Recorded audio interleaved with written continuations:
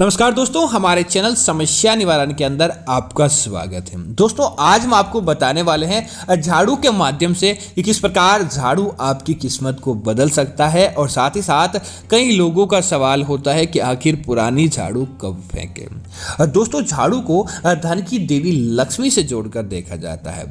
अगर दोस्तों आप अपने जीवन के अंदर चाहते हैं माता लक्ष्मी की यथावत कृपा बनी रहे, माता लक्ष्मी का आशीर्वाद बना रहे, तो झाड़ू का आपको अपने जीवन के अंदर बहुत ज़्यादा ध्यान रखना होता है। जैसे कि अगर आपकी पुरानी झाड़ू होती है तो उसे कब फेंकें और कहाँ फेंकें।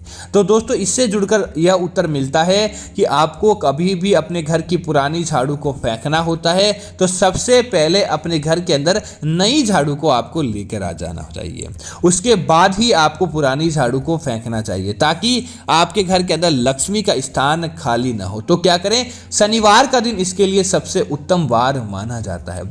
आप शनिवार के दिन आप सुबह जल्दी नई झाड़ू खरीद कर लेकर आ जाएं। उसके बाद क्या करें, पुरानी झाड़ू को उस नई झाड़ू के स्पर्श कराएं और स्पर्श कराने के बाद क्या करें, उस नई झाड़ू पर एक लाल या फिर काला धागा आपको शनिवार के दिन बांधकर उसी दिन आपको उसे उपयोग के अंदर ले लेना चाहिए। उसके बाद क्या करना चाहिए, जो आपके घर की पुरानी झाड़ू हो चुकी है उसे शनिवार के दिन बाहर का रास्ता आपको दिखा देना चाहिए। अब दोस्तों, कई लोग पूछते हैं कि आखिर बाहर रखें तो अपनी पुरानी झाड़ू को कहाँ फेंकें।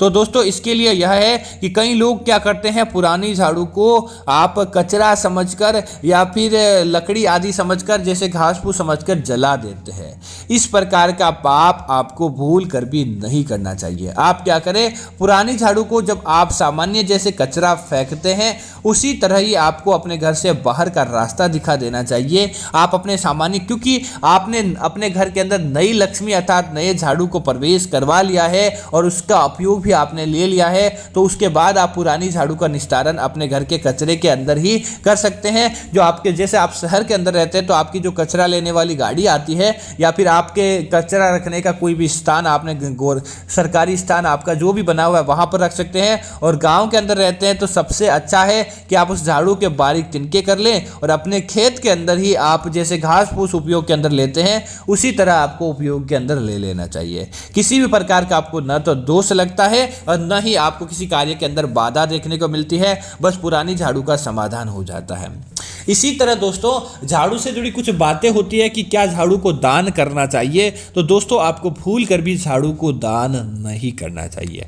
अगर आप झाड़ू का दान करते हैं तो साक्षात माता लक्ष्मी को आप अपने घर के बाहर का रास्ता दिखाते हैं। इसी वजह से माना जाता है कि घर के झाड़ू को भूल कर भी दान नहीं करना चाहिए। अगर आप यह गलती करते हैं दान करने की, तो भी आपको आपके जीवन के अंदर उसका पुण्य प्राप्त नहीं होता है और देखते ही देखते आपके घर की लक्ष्मी दूसरों के घर चली जाती है। इसी तरह दोस्तों, इस बात का ध्यान रखें, घर की झाड़ू को जब आप नई झाड़ू को अपने घर के अंदर लेकर आते हैं तब ध्यान रखें कि बाहर से आने वाले व्यक्ति की किसी की भी नज़र घर के झाड़ू पर नहीं पड़नी चाहिए। इसी वजह से घर का झाड़ू हमेशा छुपाकर आपको रखना चाहिए। जब झाड़ू का कार्य हो जाता है पूरा, तब आप इसे अपने घर के गुप्त स्थान पर रख दें जहां से बाहर आने वाले व्यक्ति की नज़र नहीं पड़े।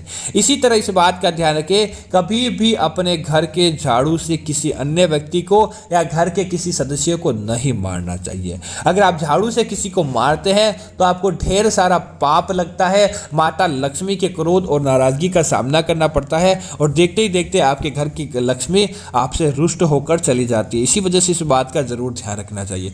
इसी तरह दोस्तों, इस बात का ध्यान रखें कि कभी भी आप अपने घर की झाड़ू को अपना जैसे कि ढांककर झाड़ू के ऊपर से पैर रखकर या झाड़ू को स्पर्श करके, झाड़ू को पैर करके आपको स्पर्श नहीं करना चाहिए।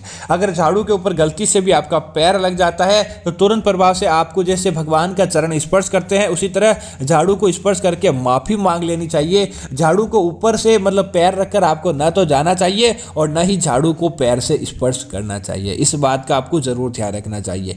इसी तरह दोस्तों, जब घर के अंदर झाड़ू पुरानी हो जाए और उसके तिनके निकलने लगे तब ऐसे झाड़ू को भी आपको उपयोग के अंदर नहीं लेना चाहिए, अन्यथा आपको कंगाली और दरिद्रता का सामना करना पड़ता है। तो दोस्तों मैं उम्मीद करता हूं कि यह जानकारी आपको अच्छी लगी होगी। इस प्रकार की अन्य जानकारी देखने के लिए सबसे पहले आप हमारे चैनल को सब्सक्राइब करें और साथ ही साथ वीडियो को लाइक और शेयर करना ना भूलें, ताकि माता लक्ष्मी से जुड़ी इस प्रकार की ऐसी जानकारी आपको मिलती रहेगी। जय मां लक्ष्मी मित्रों, धन्यवाद मित्रों। कमेंट के अंदर जय महालक्ष्मी जरूर लिखें ताकि ऐसी आपको जानकारी प्राप्त होती रहे। धन्यवाद।